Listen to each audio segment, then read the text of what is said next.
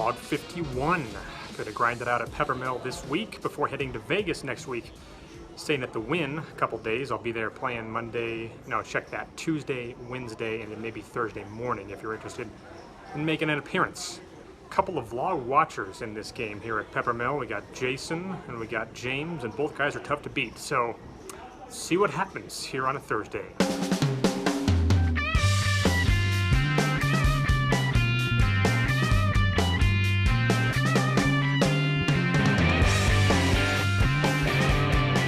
The game, as usual, is 3-5 no limit at Peppermill with no cap on the buy-in, something very unique to this particular room. The 5-10 game has not been going during the World Series, but it looks like it is back this weekend, though we will be sticking with 3-5 because you don't tend to find many pros in the 3-5, and it's almost all pros in the 5-10. We jump into the game, and the first hand comes when the hijack opens to 15, playing six-handed, and I have ace-jack offsuit in the small blind and make the call. So at 30 in the pot, the flop comes ace-deuce-4 rainbow. I check, and the hijack bets 15. I could raise here, but I figured that he could get away from a lot of the hands I'm beating, so I elect to just call. With 60 in the pot, the turn is the 6 of spades. I check, planning on calling most of his bets, but he checks back. The river comes the 8 of clubs, so no flushes are possible, and I bet 40. He thinks for a minute and pays off. I show my hand, and he says, nice kicker. So we take down a $140 pot to kick things off. Next hand, I pick up pocket kings under the gun and raise to 15. Under the gun +1 snap calls, and the cutoff makes it 50.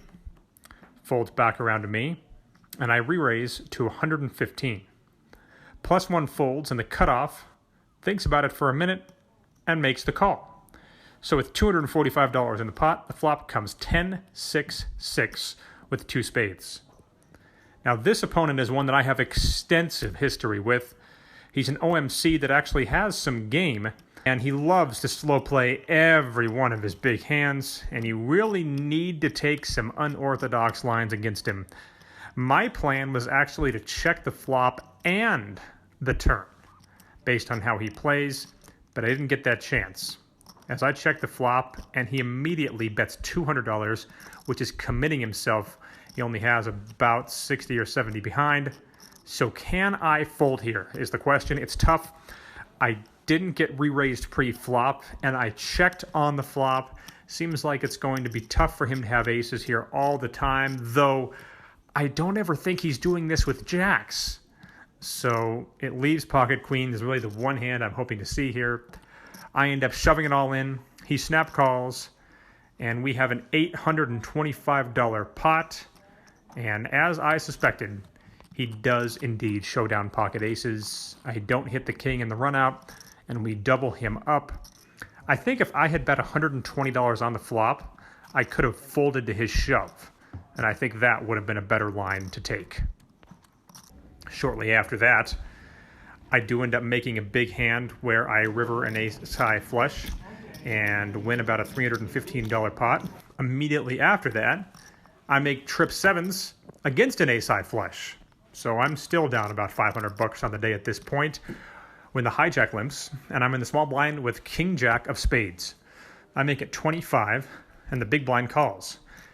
With 75 in, the flop comes jack 6-7 2 clubs. I bet 50, and both players make the call. So with $225 in the pot, the turn is interesting. It comes the king of clubs, giving me top 2, but completing the flush. I elect to bet small here, making it 65. The big blind, who is an unknown, folds pretty quickly, which will have to result in me laying some hands down to him in the future, because he obviously laid down something here. But the hijack makes the call. So at $355 in, the river is the 8 of hearts. I bet $75, not planning on calling a raise, but expecting to win if I get called. I do get called and get shown down the jack 5 of clubs. So I ended up losing $505 pot there, and the rough day continues. Later on, +2 raises to 20. and the hijack and cutoff call. I'm on the button with 4-5 of spades, and I make the call. So with 80 in the pot, the flop comes ace, ace, deuce with 2 spades. So I flop a gut shot steel wheel draw. It gets checked to me, and my $35 semi-bluff takes the pot down. And that gets us to the hand of the day, one that I was actually involved in. The guy James that I mentioned on earlier did something that I've never seen anyone do, and he made a pretty unorthodox play with the intention of getting into the vlog, except he did it against our boy Reno Grinder, aka Adam. So Adam ends up re-raising a hand to 150 pre-flop, and he actually gets me to fold 10-9 of clubs, which does come into effect. James called him, and the flop came queen 10-3 with 2 clubs. Adam bet 200 on the flop, and he got called, and the turn came the 8 of clubs, which made me pretty sick to my stomach, having folded 10-9 of clubs. But that resulted in an all-in and a call. Adam ended up having pocket aces with the ace of clubs for aces in the nut flush draw. And get this, James, in his quest to make it on this vlog, showed down, you guessed it, the Octo-Crab. He had the 8-3 of diamonds, flopped a pair, and turned 2 pair. Unfortunately for Reno Grinder, the board did not pair again and the clubs bricked out, so James took down a really big pot in that situation, and it was actually the exact same thing that happened to me. The 8-3 of diamonds was the hand that I famously lost to when I had flopped top set of aces on ace 7-3 rainbow flop a couple of years ago. All right, booking a $518 loss. Never really recovered from that aces against kings hand, I guess, financially, but it didn't put me on tilt and it didn't make me play any differently. Just was never able to make any big hands to dig out of that hole. How's my boy? How's my boy doing? How's Leo doing? Yeah, is he a good boy? What are you doing? Huh? What are you doing? All right, so checking in on a Saturday at about 1 o'clock, heading into work here shortly. And last night ended up being a pretty interesting night with one hand that kind of stood out on a day where we had 2 3-5 games, and the second one didn't get going until, I'm going to say, around 7 o'clock, and that follows a couple of straight weeks of having 3 3-5 games. And this coincides with the return of that 5-10 game, but really only 1 or 2 players that were in the 5-10 game would have been in those 3-5 games the previous couple of weeks. So kind of weird how that ends up working out. But there was one hand that I talked about,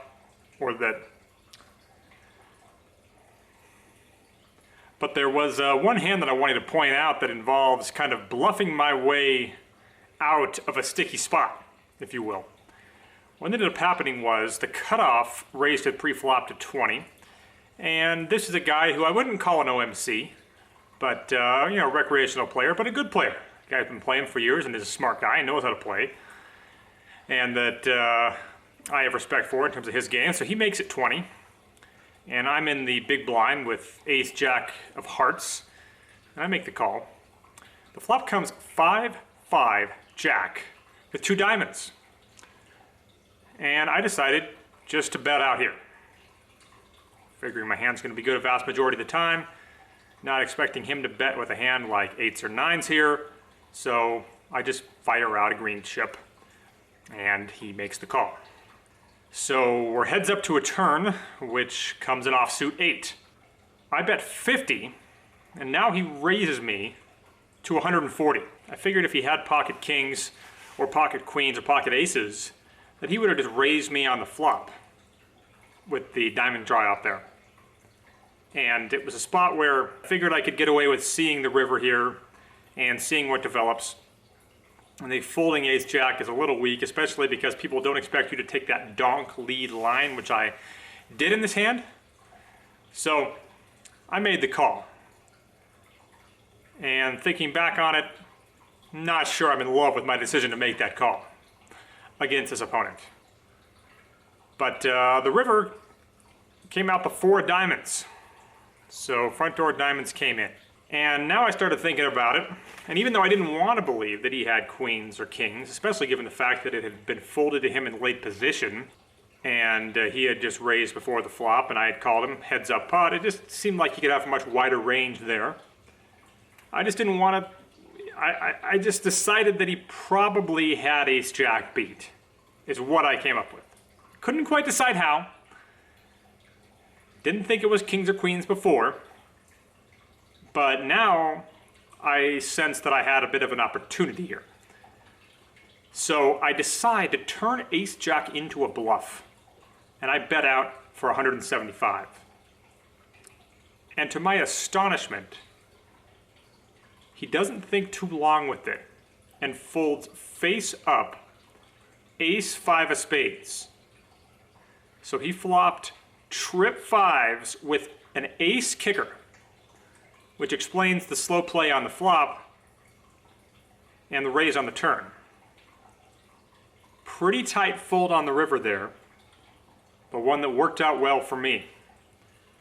So I kind of bail myself out of what I think was a pretty bad turn call and get away with the river bluff. So that will wrap it up for the week. Heading down to Vegas on Monday, stopping in a ghost town, at least that's the plan, off of US 95, which might be the first time that I come to you on the vlog, we'll see. And then going to be staying at Wynn Monday, Tuesday, and Wednesday night. So I'll be doing the majority of my playing at the Wynn. Hopefully the games are pretty good there. So as always, if you haven't already, do me a big favor, hit the subscribe button. Really means a lot to me, and will be good for the channel overall, and we'll keep bringing these vlogs to you. Appreciate those of you that have already done so. We'll talk to you next week from Las Vegas.